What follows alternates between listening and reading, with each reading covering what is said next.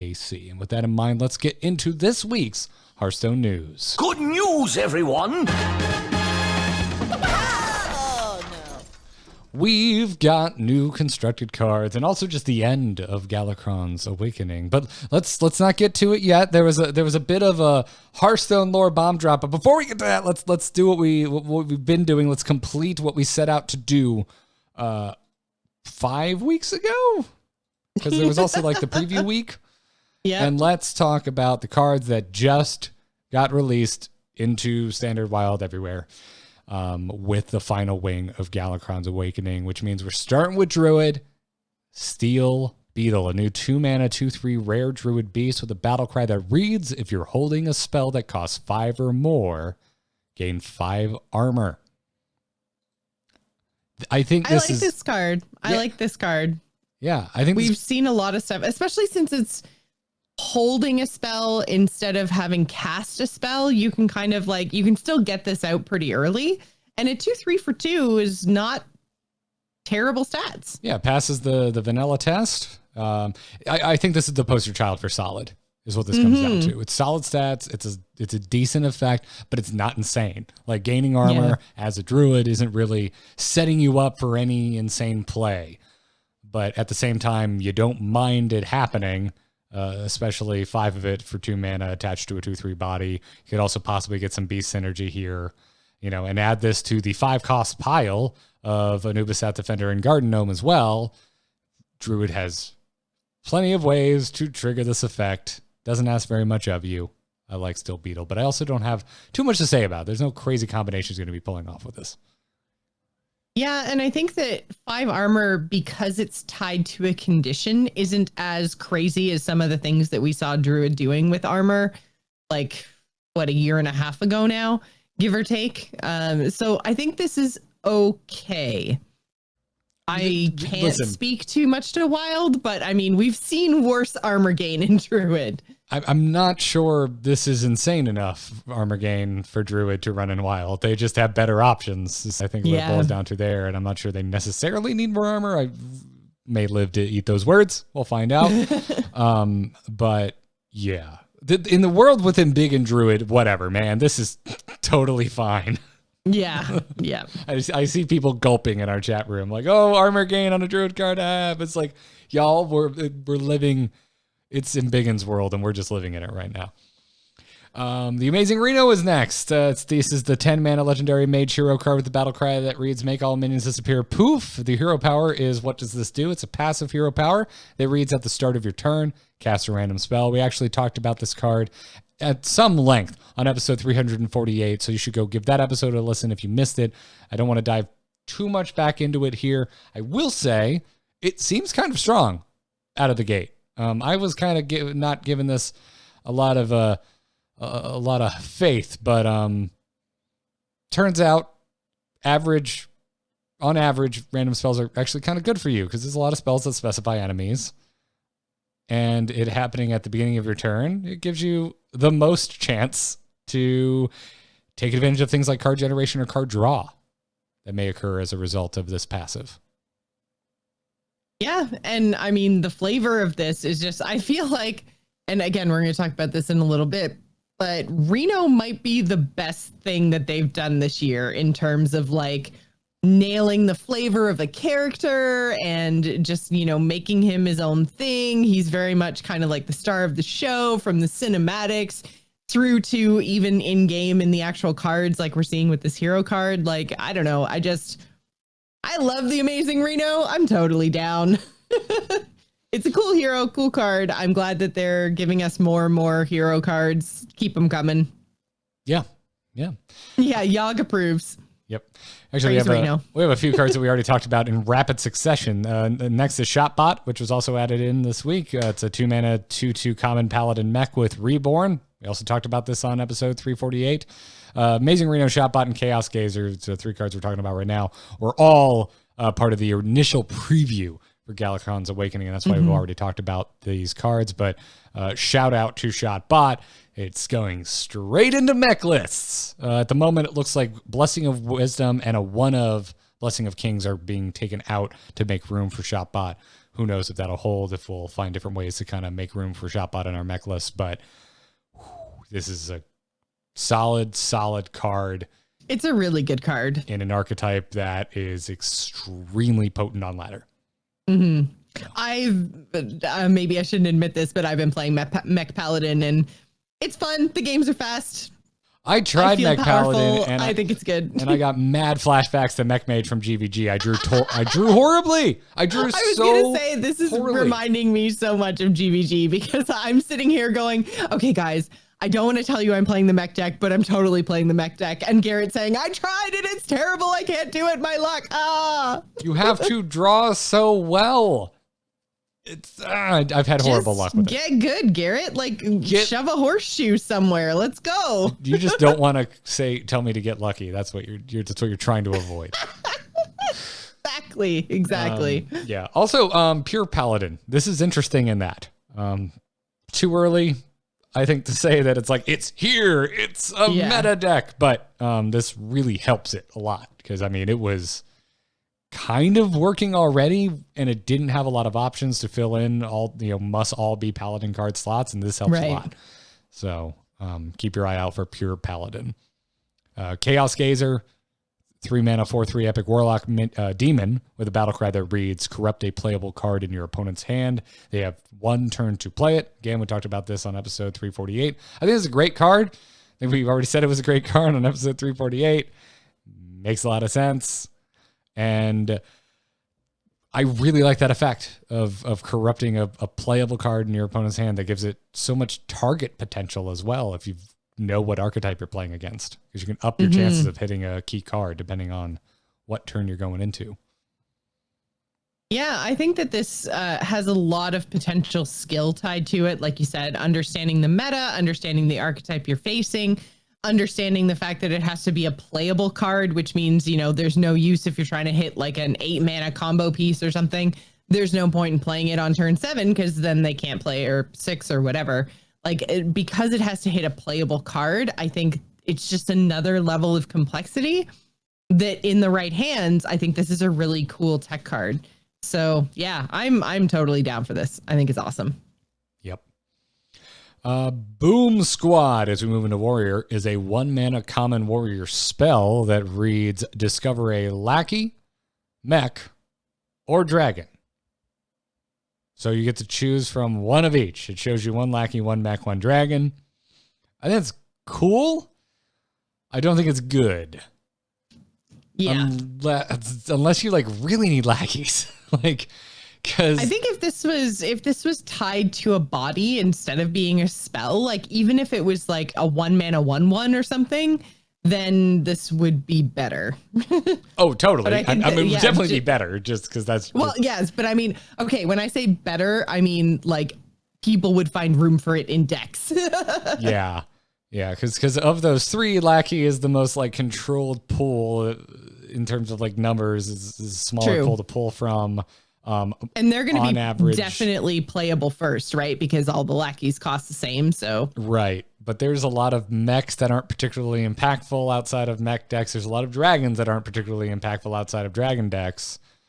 Or are very, very expensive and hard to find room to play, especially early on. That too, yeah. Because when you play this, what's in the back of your mind? Do I need something cheap, or do I need something expensive? Well, the lackey is something cheap. The dragon is probably something expensive. The mech is somewhere possibly in between. The mech's a wild card. Yeah, but also, what does it do? It's usually when you're digging for something, it's because you need something for what is placed in front of you, and this is. It's just too wide a net, which is, frankly, hard to accomplish with Discover. It is hard to cast too wide a net with Discover, and they found a way. Yep, they sure did. Yeah. So I don't know. I don't know. Maybe Warrior will just find a way to make as many lackeys as possible work, and in that case, this will be good. But yeah. But let's move into neutrals. We've got 3 of them to round this out. We have Frenzied Felwing up first, a 4 mana 3/3 rare neutral demon that reads, costs 1 less for each damage dealt to your opponent this turn. I heard you like tempo. Yeah. This week has been cool Joss, because you and I have been each week popping over to HS Replay, doing a filter search for all the new cards. Less than a day after the Galakrond's Awakenings chapter releases, and there's been quite a few cards this week that actually have had enough games played and enough decks to actually show up in HS Replay. This is one of them, and Dragon Hunter is already making this work.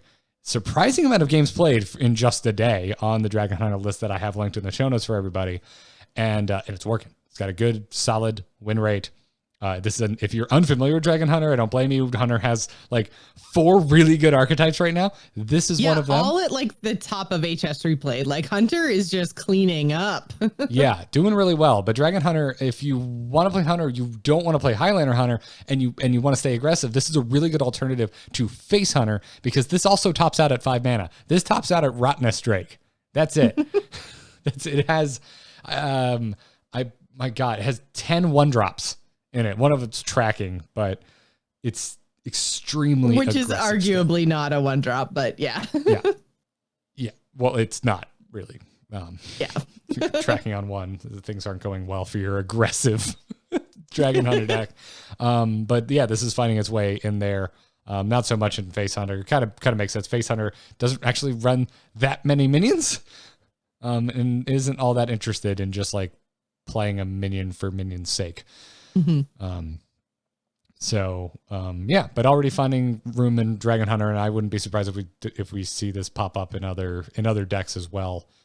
I kind of want to play around with this in Zoo. Yeah, Zoo is the thing that came to my head, although you do have to deal damage to your opponent. So like face specifically, right? So, right. I mean, Zoo, you're going to be prioritizing controlling the board and making some value trades. So you may or may not be hitting your opponent in the face with too much damage. But this might be a little high roll in that scenario. Yeah, even if it feels like in Zoo, maybe it's a little bit win more-ish, but I still think it could maybe be good, because that was the first place my head went to, is like, more stats on the board for as cheap as possible. Like that's a Zoo thing. That's what Zoo wants to do. So I think that there could potentially be room for this in Zoo, because I mean, even if you're getting, for 2 mana, 3/3 is not terrible. It's a demon, which is going to have synergy in Warlock. So I think there's something there too. Yep. Very cool. Speaking of very cool, a card that I'm not sure anyone's rushing to throw in decks, but I think this card is exceptionally rad, is Escaped Mana Saber. This is a 4 mana 3/5 rare neutral beast. It has stealth, and it reads, whenever this attacks, gain 1 mana crystal this turn only. So this is neutral ramp. Kind of. It's like, in a way, well, yeah. Maybe ramp is a bad, but I don't. I mean, it's still ramp kind of, to me, anyways. And again, like going back to OG Joss, like first card game, the only stuff I know is stuff from Hearthstone. But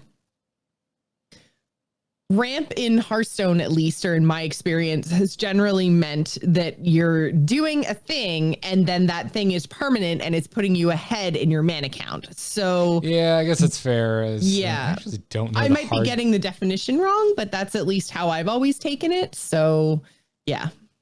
I would say this isn't ramp, but it's like getting an innervate, right? Like every time this attacks, you innervate or get a coin or whatever. According to an MTG definition, it's just purposely increasing the amount of mana available to you, which this technically does. Okay. But I don't think you're necessarily wrong. If I really think about it for more than 5 seconds, as opposed to just shooting words out of my mouth podcast style. Yeah, when I think of ramp, I do think of permanent mana increase. But this is still cheating mana, however you want to put it, neutrally.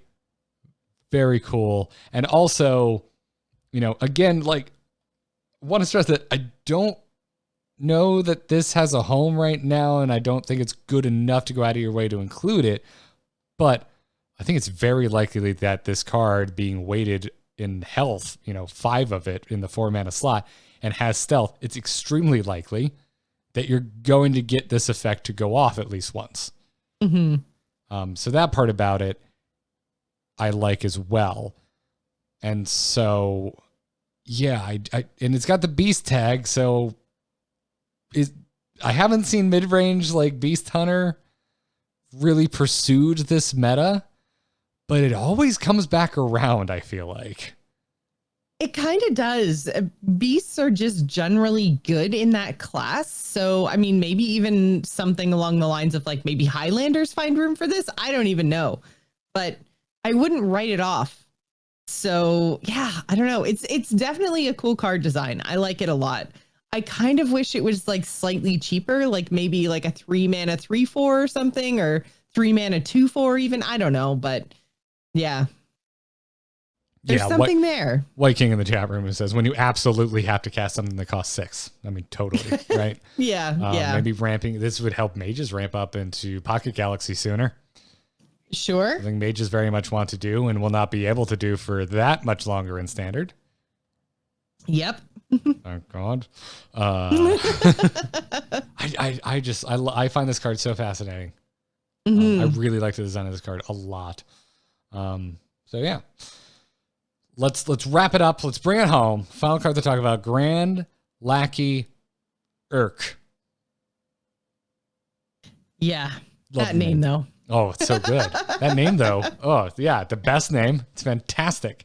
It's a 4 mana 2/3 legendary neutral minion that reads: after you play a Lackey and add a Lackey to your hand. Yo dog, I heard you like Lackey. We put Lackeys in your Lackey so you can Lackey while you Lackey. Basically, yeah. I like this a lot. Seems like a no-brainer in Highlander decks that run any Lackey generation at all. I agree. And it seems, I don't know, I'm glad that it costs what it costs, because I would not want this crazy Lackey engine to happen too early in the game. Even on 4, it kind of feels, or I guess later on. Anyways, I'm glad it's 4 mana at least. Yeah. They could have made this 5 or 6 and I still would have been okay with it. Really? For 2/3? Oh yeah, For 2/3? sure. Yeah, for 2/3. Yeah. mean, Dude, Lackeys are strong. Lackeys are strong, but they're not that strong. They're Yeah. pretty strong, dude. They are good. I do very much like Lackeys. So you run this, you run Boom Squad, and you win the game is what I'm hearing. Yeah. But yeah, this is strong. I mean, Lackeys have absolutely worked out. Also, I think this is a great way to kind of put a pin in this entire Standard year of Lackeys. Like, I'm really glad that this got added. And Lackeys are going nowhere. We've got a whole nother year of them because they were a 2019 thing. So they will move forward into the next Standard year as well. I wonder if they'll add. I can't imagine they'll add Lackeys in this Standard year. I would think probably not. I think 2020 is probably going to be something different. Lackeys feel very good, like kind of contained within Year of the Dragon, because as soon as you take away, like, you'd basically have to make a whole bunch of new Lackeys, put them into this year, and then also, you know, redo all the Lackey generation, blah, blah, blah, blah. Like, I really feel like they're good where they are, and you kind of would have to make a whole lot of weird decisions and cards in order to keep them around. Like, yeah, I think they're fine just the way they are. I think so too. Maybe they'll add like one Lackey in like the middle expansion of 2020. They'll just be like, surprise, we just felt like doing it. Here you go. That'd be kind of maybe. Well, because then it doesn't take away from the card count of the set. It's just a thing added to the Lackey pool. And then when Lackeys go, it's whatever. It just goes to wild with everything else, and we're fine. And it doesn't, because what would be awkward is like introducing more Lackeys, and then it's like, then when Year of the Dragon falls off at a Standard, then it's weird. You've got like half of Lackey generating cards and whatnot, and it's so thematically a part of the League of Evil that it would just be weird. Yeah. Unless they're gonna do even more with the League of Evil, which I don't see that happening. No, it feels done now, which maybe this is a good time to talk about Galakrond's Awakening as a whole. I mean, how did you feel with the kind of, because this is the first time that we've had a set of cards that have come out in between expansions. Like, we had adventures previously, but like the adventure expansion, the kind of cadence of release of cards was replaced with expansion. So now we've kind of got like expansion, expansion adventure. It's so many cards now. So like, are you pro, con? Like, how do you think that Galakrond's Awakening with the addition of the extra cards was kind of received? I like it. Do it in a dungeon run next time. Well, I wasn't actually talking about the mechanics of single player. I meant more so just the, I really like it. Bonus cards that we got, air quotes. I think, like for me personally, I think I would be flipping over the moon if we didn't have Battlegrounds right now. Like it's amazing. I think it's great. I think more cards is great. I think it's a good value proposition because it's not, it's a set price for a guaranteed amount of cards, which I liked about Adventures. Now that is an addition to 3 expansions in a year as opposed to expansion, adventure, expansion. But since the dawn of Hearthstone time, have been saying this game needs more cards. So I see this as a good thing.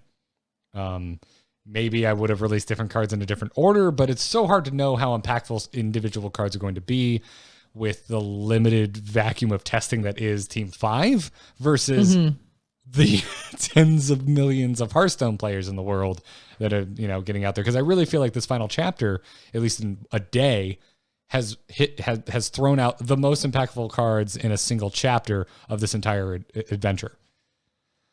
Yeah, I agree with that. Seemed weird that Reno was last. I felt like Reno should have kicked the door down because it just seemed like such a thematic part of Galakrond's Awakening. But yeah, overall, I really like this. It's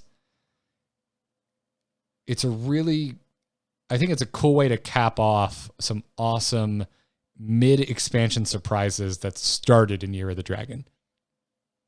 Yeah, I think that it made things feel fresh again. And I did like, as much as I know, Garrett, you specifically, and a lot of other people, fans of Hearthstone, didn't like the Evolve meta and had problems with, the buffs that they tried in the Rise of the Mech event. I think it's still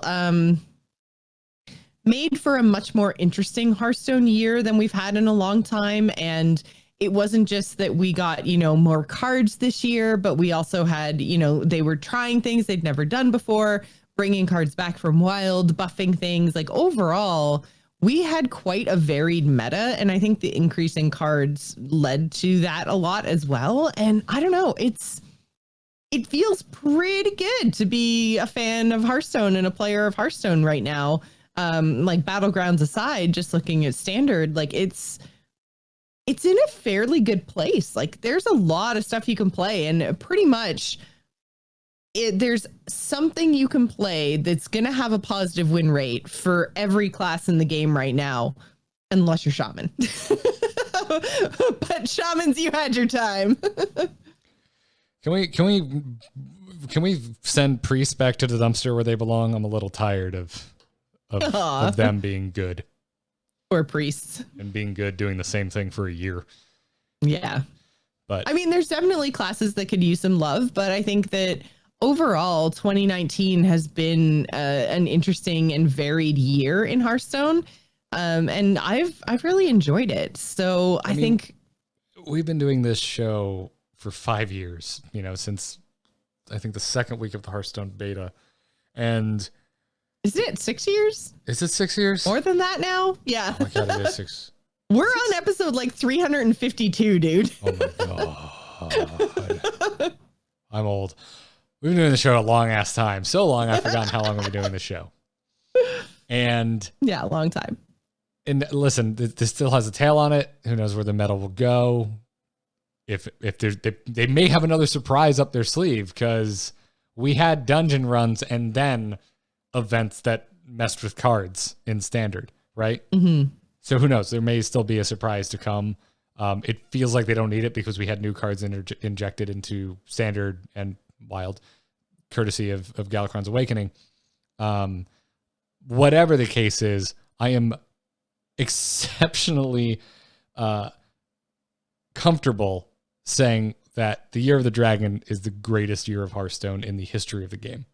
I think the team really pulled out all the stops, did something I have been frothing at the mouth asking them to do, which is take risks and just try something. and there were so many more hits as far as I'm concerned than misses. Yeah, I couldn't stand the evolved meta, but I would take that event 20 times over from just sitting there with the same meta for 3 to 4 months. Yeah, I completely agree. I feel like they showed us with nerfs and buffs that they were a little bit more agile than they've been in the past, that they were open to listening to feedback. They moved on things quite quickly with a few exceptions. I think this was a really great year for Hearthstone. And I think that the cards that came in Galakrond's Awakening that will kind of like, we'll mess around with them, we'll play with them a bit, it'll be good. And then I do think we'll probably see something probably sometime in March just to mess around with what's currently going on leading into the next standard year. But yeah, overall, I felt pretty good about everything that they did this year. And now I'm going to talk about what I didn't feel so good about, and that was Galakrond's Awakening. I really just thought that the single player probably should have been a dungeon run because, and I said this, I mean, I think I said this in the first week. I might have even said this before it came out, but I really enjoyed the dungeon run, and it felt like they got to a really good place in, I guess, oh my God, why am I totally blanking on the second one? Anyways, the second iteration of dungeon run this year really felt like they got to a good place. Tombs of Terror. Tombs of Terror. Thank you. I had Rise of Shadows in my head and I was like, that's wrong. Anyways, yeah, Tombs of Terror.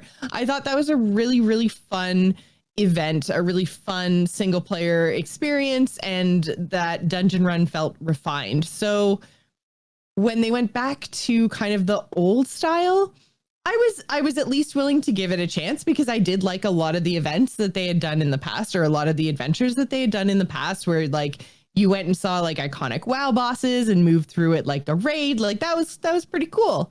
So yeah, like I just found that it wasn't as replayable. But for me, the biggest thing with Galakrond's Awakening that kind of made me sad was like how disjointed I felt that the story was. And Garrett, I don't know if you had the same sort of feeling, but like this week in particular, it really felt like I played through the Evil campaign first, and then I went back and played through like the League of Explorers campaign, and it was like you really felt like the back in time and the just the disjointed nature of everything. And I was like, maybe if I'd gone like first evil boss, first explorer boss, and kind of flip myself back and forth, then maybe the story would have told itself better. But I was in the end not a fan of splitting it down the middle and having a story like as cool as it was to kind of see both sides. I wish it had just been like one continuous story a little bit more. I don't know. Garrett, how did you feel about the story? I like don't even want to talk about it because I okay didn't like this adventure at all. I think it's worth talking about because I think that we should talk about it, but maybe not like rip it apart for an hour. But you know, like constructive criticism and talking about what we don't like is important, I think. I promise I'm not bringing this up for like hot topics and I just want those sweet YouTube views. But like I played Warcraft 3 Reforged, and that feels so phoned in, and that's exactly how this adventure felt to me.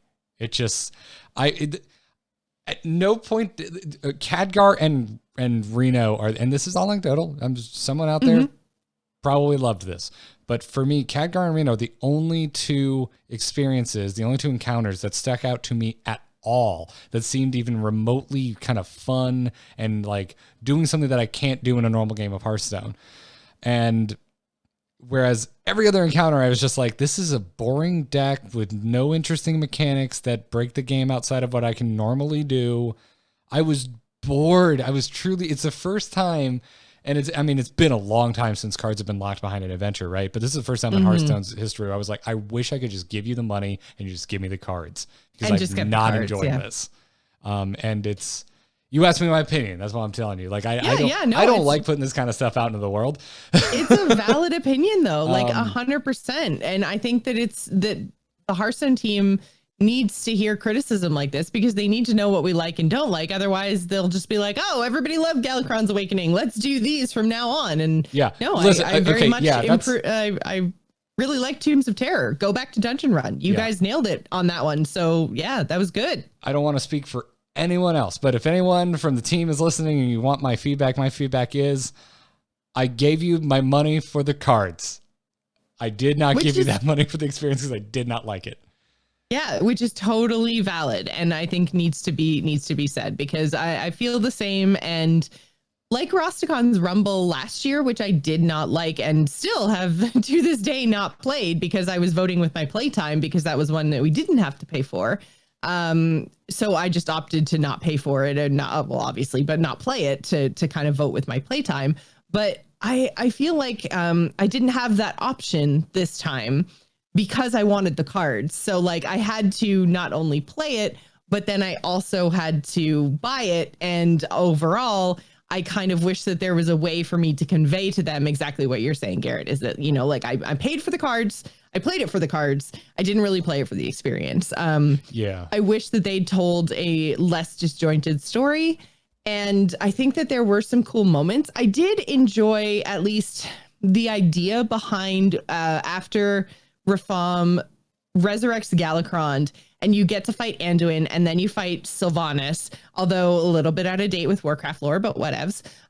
So none of this makes sense in Warcraft lore. No, I know, but basically, like the idea of getting to fight against the leader of the Alliance and sack Stormwind and fight against the leader of the Horde and sack Orgrimmar, and all of the minions they were pulling out of their decks were like basically the Hearthstone card equivalents of their lore characters in WoW. Like you had, you know, like Sylvanas raising the dead, and there was like, you know, Cairn was in there. She had all her abominations and like, you know, Grom, and it was super cool. Like there was a lot of theme in that fight, but I felt like it just, because the story was kind of split in half and you were jumping all over the place, some of that stuff kind of got lost. And it was also like one big long continuous fight, right? Like you res Galakrond, then you face Anduin, then you face Sylvanas, and it was all just this thing that just kept going. And I was kind of like, okay, but where's the like, ta-da, you win? Like how much longer is this gonna go? Because it was odd, the Galakrond powers felt so powerful that I was like, well, I know I'm gonna win. Like why are we even having this contest? I was a very personal reason to be angry at that encounter. It took me 5 tries to did it really? Summon Galakrond, which means you win, because once you get Galakrond, there's no challenge at all. Yeah.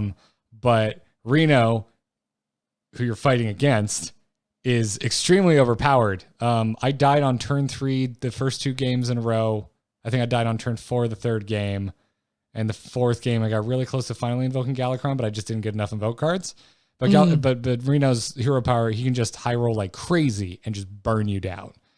And so, as someone who was not already enjoying the adventure, that happened, and I was like, this is the stupidest shit I've ever sat through in Hearthstone. I was so mad at it. Yeah, and I think I did lose once, and it might have been to Reno, and then I made it through after that without any problems. But I can see how, like, any time that I lost in normal, because there were a couple of times that I lost in normal. Oh, sorry, I didn't lose to Reno. I lost to the Paladin dudes.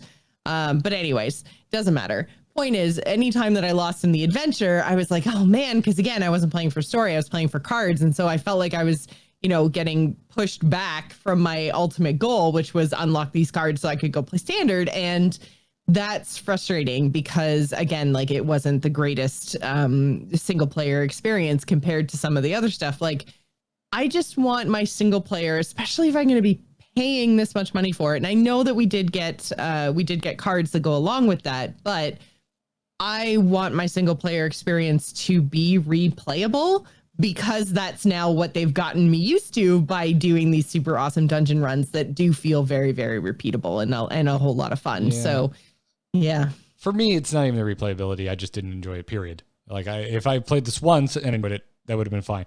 To me, I still stand by that this is a good value proposition. I'm just happy to get the cards, and there's extra content with it, and that's cool. It didn't work for me. at all. At all. At a time when I am my happiest at Hearthstone. Like, I love Hearthstone right now. I'm so over the moon with it. And so, like,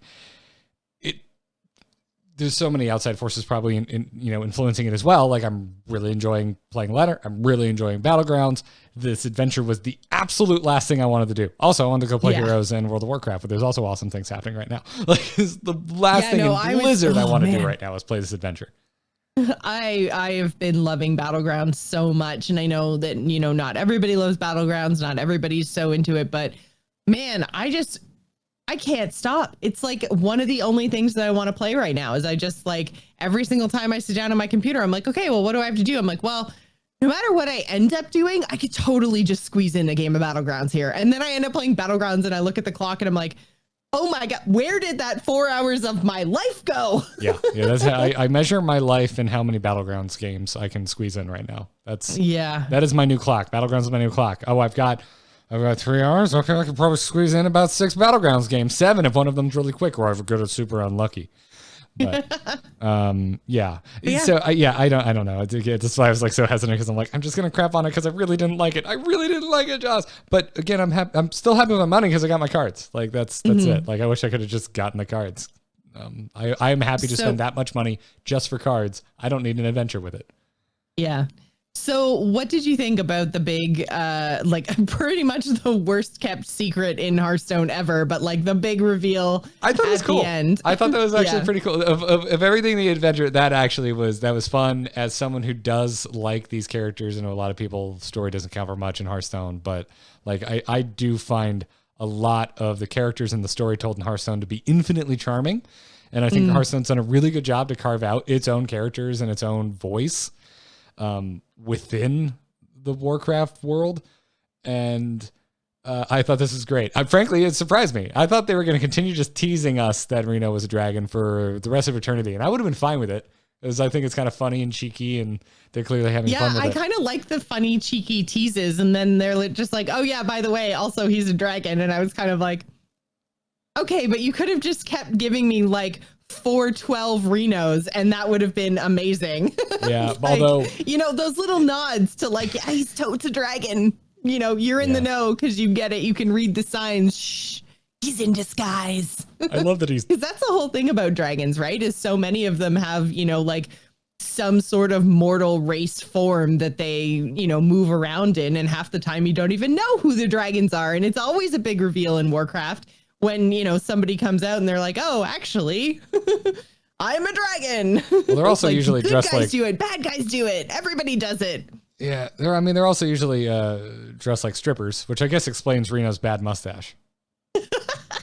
Like even Nozdormu, man, walking always dressed even Nozdormu. Nozdormu's got no shirt on, but for some reason has a pauldron. Like, what's happening? What's going on here?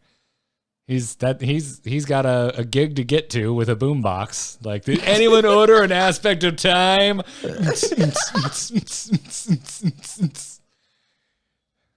Right here. That kilt of his is tearaway. Just off. Wonderful. Be the best. Chromie would like to object. Weird place, you guys. I'm sorry. I just wanted to talk about Reno being a dragon. Now we've got strippers. I was thinking of Sarah's human form, like Straza's human, the elf forms, and I'm like, no, even those Dormu tracks. And then Reno's got a bad 70s porn stash. It's wonderful. It's great. Well, I mean, Kalik wears mostly clothes. I mean, he kind of has like the big, long, real low V-neck thing. Kind of. Okay, it's in the Venn diagram at least, because Calico straight up looks like a romance novel cover dude. He definitely does. Yeah, he is like cradling you and like looking down on you with like the wind going to keep his hair flowing. Caligos. Yeah, I mean it's in that a spell he's actually casting all the time. It's just like self wind. Listen, Caligos is in a sexy wheelhouse for sure. It's just a different form of sexiness. Wow, this went off the rails real fast. It really did. Yeah, actually, I thought it was the best part of the adventure was the reveal of Reno. That and the Khadgar encounter. Oh man, the Khadgar really that fun. I don't think will ever get old. That was a lot of fun. Yeah, that one's replayable. Wisdom ball popped up and saved my butt at one point randomly when I was Reno. Yeah. I was about to die, and he's like, these will help, and he just gave me like 3 dragons with buff stats and taunt that aren't even supposed to normally have taunt. Like, it was like one was Dragon Queen Alexstrasza, and she just had more stats and taunt. I was like, thanks, Khadgar, you're pretty dope. Yep. Well, that knowledge is power. Yeah. So, but yeah, that's kind of my closing thoughts. It's again, it's this weird thing. It's like I could like go after it for days, and yet I'm happy with my money spent. So it's like whatever to me. Like, this is a minor grumble for me, even though I have a lot of grumbles about it. It's like whatever. In the grander scheme of Hearthstone, I just don't really care. Yeah. Give me my cards. I'm going back to the ladder and battlegrounds, and I'm gonna have a great time. So. And that's valid, Garrett. Yep. That's valid. Yeppers.